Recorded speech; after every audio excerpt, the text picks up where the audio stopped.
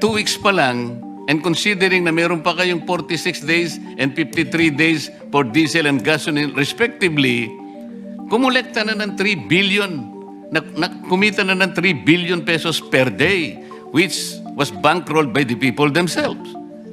This is the irony. Ngayon, ano yung role ninyo in the period of emergency and national interest is involved already? Ba't ang pinag-uusapan pa natin replacement cost na kagad? Ito muna ang sagutin ninyo. Is it reasonable?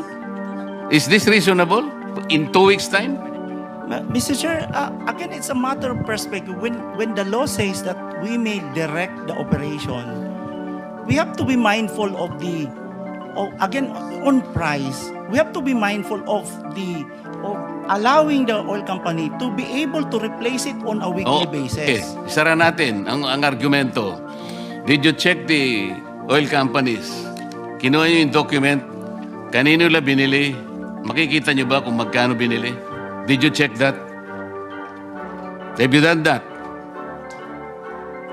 Not in that paano mo sasabihin ngayon? Katungkulan nyo ngayon. If you are screening, if you are monitoring, okay, sabihin na natin replacement cost. Ali kayo mga kaibigan. Pwede nyo bang dalhin yung inyong mga ICPO? Tingnan natin kung magkano, saan nyo binili.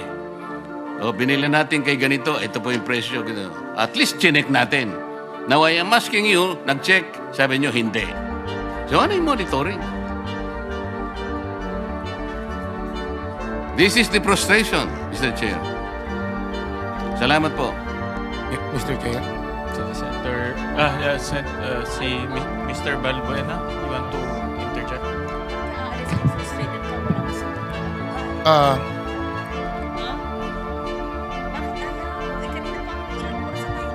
Mr. Chair. Go ahead. Opo, malinaw dun sa na inventaryo pa lang nila yung itinaas nila ayon dun sa pag-uusap po. Ibig sabihin, overprice yung 2 hanggang 3 linggo na ibinenta sa aming fuel. I-refund nila yung 100 to 120% na itinaas dito kung inventaryo pa yung ibinebenta. Mahirap kayo. Putang ina. Sige. Magtiis kayo sa hirap at gutom. Wala akong pakialam.